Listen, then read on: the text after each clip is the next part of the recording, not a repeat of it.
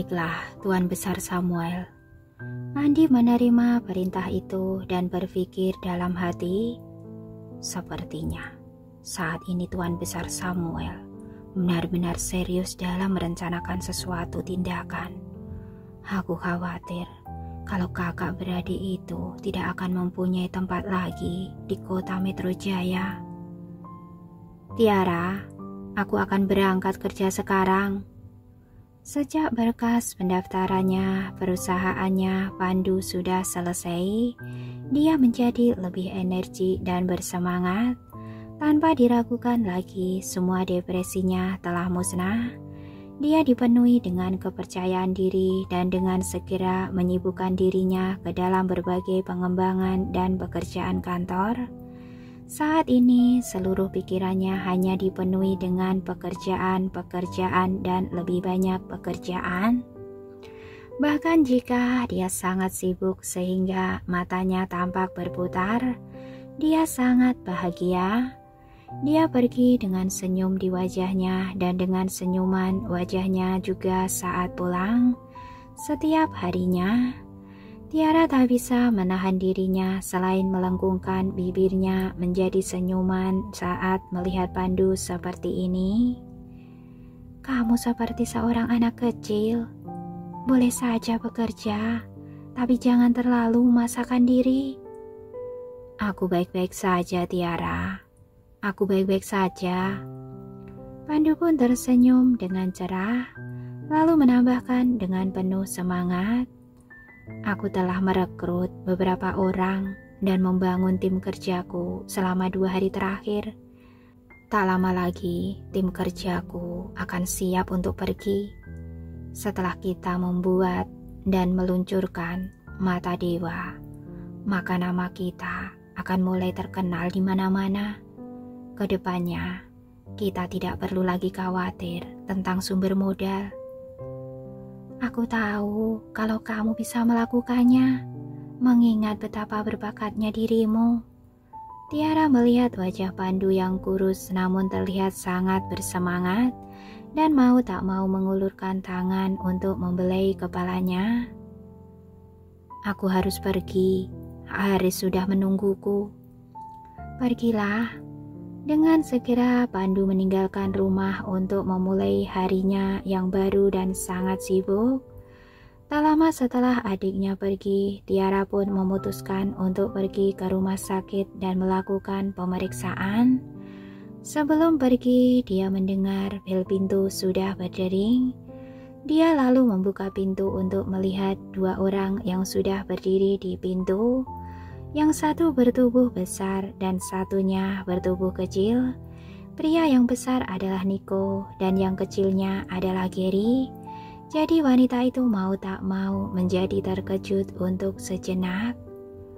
Kenapa mereka berdua ada di sini? Gary yang lembut dan suka dimanja sangat senang melihat Tiara dan langsung memeluk kakinya. Dia pun berteriak dengan suara manis, "Nona Tiara." Tiara pun tersadar dan bertanya dengan agak curiga, "Mengapa kamu di sini?" "Nona Tiara, bukankah kamu mengatakan kalau ingin pergi untuk pemeriksaan? Tuan Pandu sangat sibuk, jadi aku yakin kalau kamu tak akan mengizinkannya untuk menemanimu. Tapi aku sangat mengkhawatirkanmu dan mau tak mau datang ke sini untuk menemanimu ke rumah sakit." Gary menatapnya dengan gembira dan ekspresi yang sepertinya ingin dipuji. "Saya sudah ada di sini. Tak mungkin Nona Tiara akan mengucilku. Aku bisa tinggal bersamanya sepanjang hari lagi hari ini. Aku sangat bahagia." Yang paling mengejutkannya adalah reaksi dari ayahnya. "Aku takut Papa akan menegurku saat aku memberitahunya tentang rencanaku pagi ini. Tanpa diduga, Papa tak hanya tidak memarahiku, tapi dia juga setuju untuk ikut denganku." Ucapan Gary sangat tepat. Pandu memang menawarkan diri untuk menemani Tiara pergi ke rumah sakit, namun dia segera menolak tawarannya. Tiara memandangi wajah Gary yang memerah dan senyum manisnya, merasa agak rumit di dalam hati. Wanita itu berpikir kalau dia tak akan pernah melihat pria kecil ini lagi. Namun bukan hanya seorang anak yang akan menemaninya. Bos besar yang sangat sibuk juga akan datang. Situasi ini tampak sedikit berlebihan. Melihat bahwa dia butuh waktu lama untuk menanggapi, Nico pun berkata, "Kamu sudah terluka karena Gary. Jadi wajar saja jika kami menemanimu untuk melakukan pemeriksaan." Setelah mendengar ucapannya, Tiara tidak mengatakan apa-apa lagi. Dia hanya mengangguk ringan, mengambil tas yang telah disiapkan sebelumnya, dan mengikuti pasangan ayah dan anak itu keluar dari apartemen. Ketika mereka bertiga sudah tiba di rumah sakit, mereka langsung menemui dokter yang merawat Tiara sebelumnya. Karena itu hanyalah sebuah pemeriksaan, prosedurnya jauh lebih sederhana dibandingkan dengan pemeriksaan sebelumnya ketika Tiara pertama kali terluka. Tak butuh waktu lama sebelum dokter kembali dengan foto radiografinya. Dia menunjuk ke suatu titik di radiografi di mana patah tulang aslinya berada dan berkata, "Cederanya sudah sembuh dengan sangat baik. Kali ini sangat mengejutkan, bisa melihat cederanya tidak memburuk ketika kamu sudah pulang untuk memulihkan diri." Tiara tak mengatakan apa-apa dan hanya menundukkan kepalanya karena merasa malu saat mendengar ucapan dokter. Sebelumnya ketika dia pulang untuk melakukan penyembuhan, tak lama kemudian dia dikirim kembali ke rumah sakit. Dengan demikian, dia tidak bisa menahan perasaan malu ketika dokter mengungkit lagi kejadian yang telah berlalu itu. "Lanjutkan pengobatannya dan kamu pun akan segera pulih," ucap sang dokter sambil tertawa saat melihat reaksi Tiara. "Kalau begitu, bisakah aku?" Tiara berbicara dengan tak sabar. Dia ingin bertanya tentang bermain biola. Sayangnya dokter segera memotong kalimatnya, bahkan sebelum dia bisa menyelesaikan pertanyaan itu. Dokter pun berkata, "Jangan pikir kamu bisa mulai bermain biola lagi hanya karena saat ini kondisimu sudah jauh lebih baik. Seperti yang orang katakan, butuh waktu 100 hari untuk menyembuhkan tulang yang patah. Kamu juga harus lebih berhati-hati dalam kasus patah tulang seperti yang sudah kamu alami. Kamu harus bisa memulihkan diri dengan tenang, setidaknya selama 1 bulan atau lebih, sebelum bisa memainkan biola milikmu yang berharga itu." Setelah mendengar ucapannya, sinar di mata Tiara segera menghilang. 1 bulan? Aku bisa saja menunggu, tetapi orkestra tidak bisa menunggu selama itu. Tinggal beberapa hari lagi sebelum rombongan orkestra berangkat untuk tampil di luar negeri. Namun, tak mungkin bagiku untuk bisa naik ke panggung dalam kondisiku saat ini. Pada akhirnya, apakah aku hanya berakhir sebagai penonton lagi? Raut wajahnya tak luput dari perhatian Nico. Dia sangat menyadari keinginan Tiara yang tidak bisa terpenuhi. Meskipun demikian, apa yang bisa dilakukannya, bahkan jika dia sudah mengetahuinya, ada banyak hal yang bisa dibantu olehnya, tapi satu-satunya pengecualian adalah hal-hal yang terkait dengan bagian tubuh Tiara. Sayangnya tak ada metode lain untuk menyelesaikan masalah ini selain memulihkan cederanya secara perlahan. Dibandingkan dengan kesehatan Tiara, hal lainnya tidaklah begitu penting. Nico tak ingin kalau wanita itu menghancurkan dirinya sendiri demi pertunjukan kali ini. Itulah mengapa dia tidak mendukung Tiara untuk kembali bergabung dengan orkestra dan tampil di panggung tempat dia berasal. Selain itu, Gary juga memperhatikan perubahan suasana hati Tiara dan dengan cepat menghiburnya. Nona Tiara, semuanya akan baik-baik saja. Kamu sangat berbakat, pasti akan ada banyak, bahkan lebih banyak kesempatan di masa depan. Mengetahui bahwa Gary sudah mengkhawatirkannya, Tiara memaksakan bibirnya melengkung dan membentuk sebuah senyuman. Aku tahu. Sudah hampir waktu makan siang saat Tiara sudah selesai dengan pemeriksaannya, karena keduanya datang untuk menemaninya untuk pemeriksaan. Jadi dia tidak bisa pergi begitu saja tanpa melakukan apapun untuk membalas kebaikan mereka. Oleh karena itu dia pun menawarkan, "Pak Nico, Gary, bagaimana kalau aku traktir kalian berdua untuk makan siang? Sebagai ucapan terima kasih karena telah menemaniku untuk datang ke pemeriksaan hari ini." Tentu saja Gary sangat gembira mendengar sarannya dan segera mengangguk setuju. Tentu saja. Mungkin karena ditemani oleh Tiara, makan siangnya terasa sangat lezat hari ini. Gary makan dengan cepat tanpa perlu ada orang yang membujuknya untuk makan, apalagi mengkhawatirkannya. Tiara pun berpikir untuk pulang setelah makan siang. Kata-kata itu sudah ada di ujung lidahnya, tetapi dia malah terganggu oleh dering ponsel yang berbunyi sebelum wanita itu bisa mengatakan apa-apa. Nico segera menjawab panggilan itu dan mengerutkan keningnya dalam-dalam sambil mendengarkan laporan dari Bima. Tiara tahu kalau Nico sepertinya sedang menghadapi keadaan mendesak setelah dia mengakhiri panggilan itu. Karena itu Tiara segera bertanya padanya, "Pak Nico, apa semuanya baik-baik saja?" Ekspresinya tampak suram. "Ada masalah yang muncul dengan proyek kita di kota sebelah dan aku harus segera pergi ke sana dan menyelesaikan masalah ini. Aku mungkin tak bisa mengantar Gary pulang sekarang juga." Mata Gary langsung berbinar mendengar ucapan ayahnya. Dia lalu berbicara dengan cepat sebelum Tiara belum mengucapkan sepatah kata pun. Tidak masalah, Papa. Kamu bisa pergi sekarang juga. Aku akan tinggal bersama Nona Tiara.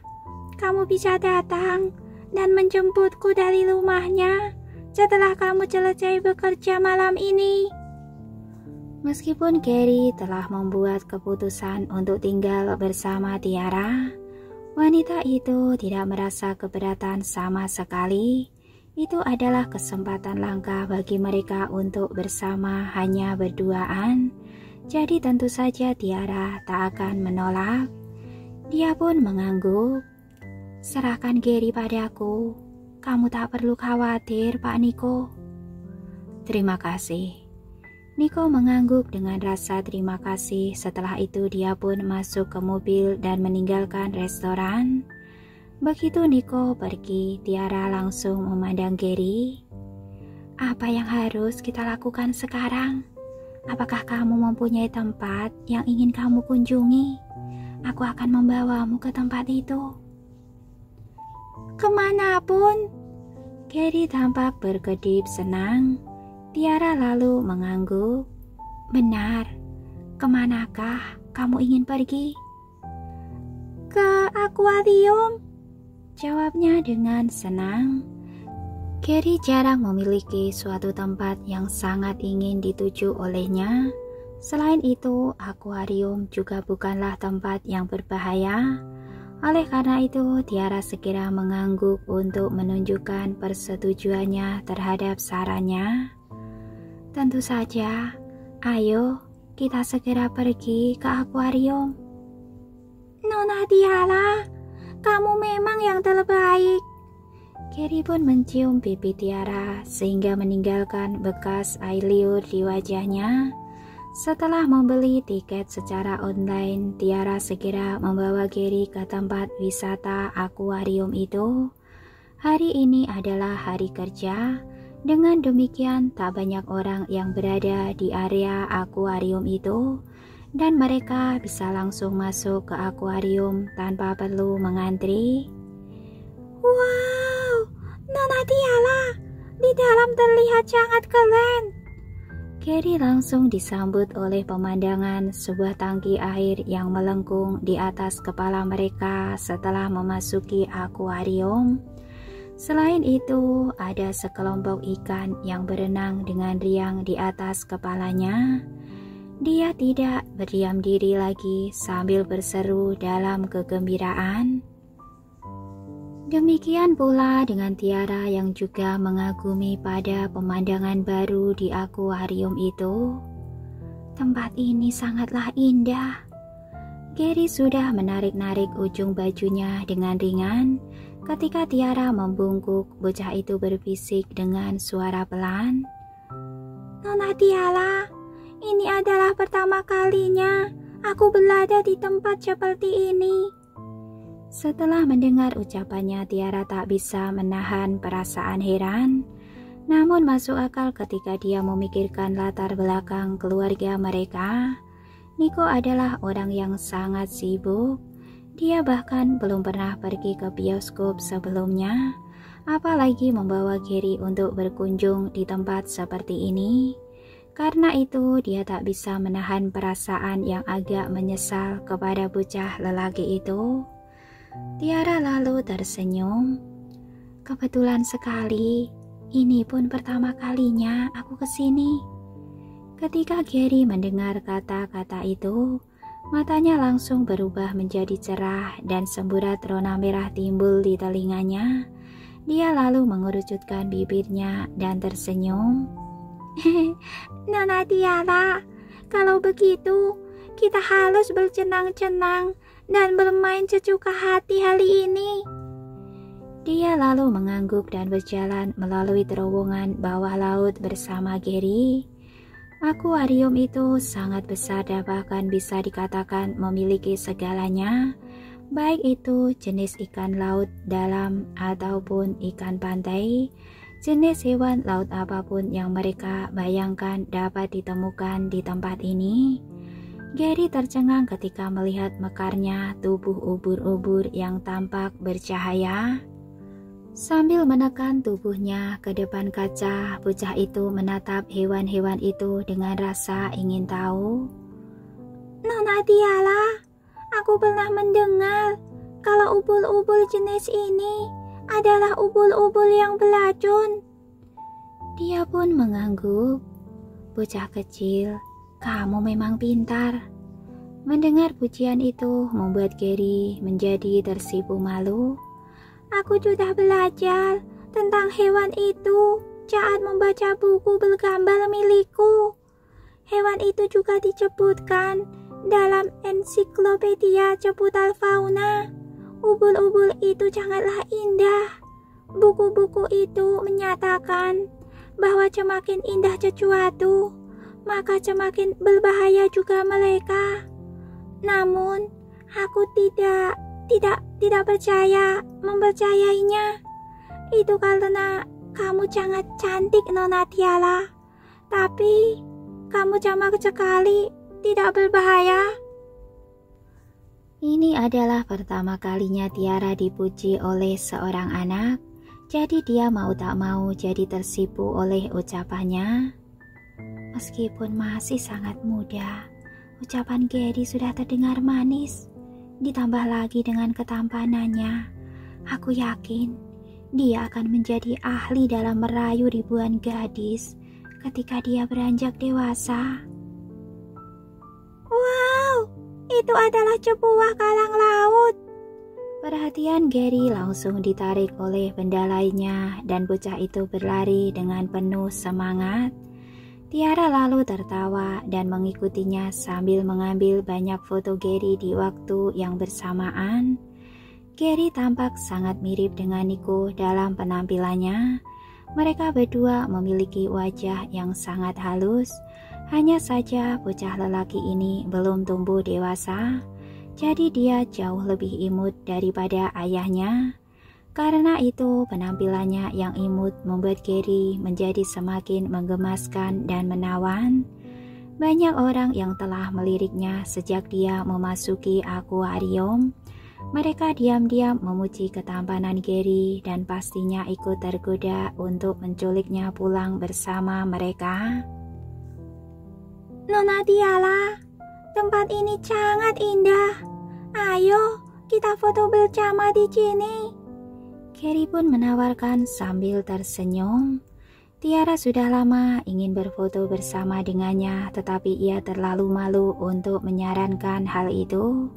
Sekarang saat Gary yang menawarkannya, dia tak lagi ragu-ragu dan segera mengangguk setuju. Ada suara klik dari kamera dan foto mereka pun sudah diambil. Senyum di wajah mereka menyampaikan kegembiraan yang meluap-luap yang hampir saja meleleh dari layar ponsel. Gary merasa sangat senang. Nona Tiala, jangan lupa kirimkan fotonya padaku nanti. Tiba-tiba sebuah pengumuman terdengar di seluruh akuarium. Tamu-tamu yang terhormat, pertunjukan paus beluga sore ini akan segera dimulai. Semua tamu yang ingin menonton pertunjukan dipersilahkan untuk memasuki tempat pertunjukan. Bocah kecil itu lalu menatapnya dengan penuh harap. Nona Tiala, bisakah kita pergi untuk menontonnya? Tentu saja. Dia pun tersenyum dan meraih tangan Gary, lalu dia langsung menuju ke tempat pertunjukan paus beluga. Pertunjukan paus beluga sangat menghibur dan mengasihkan. Pada saat pertunjukan sudah selesai, tangan Gary sudah memerah karena bertepuk tangan terlalu keras. Pembawa acara di atas panggung lalu mengumumkan sambil tersenyum. Apakah menurut kalian pertunjukan sudah selesai? Kita akan mengadakan sesi interaktif berikutnya.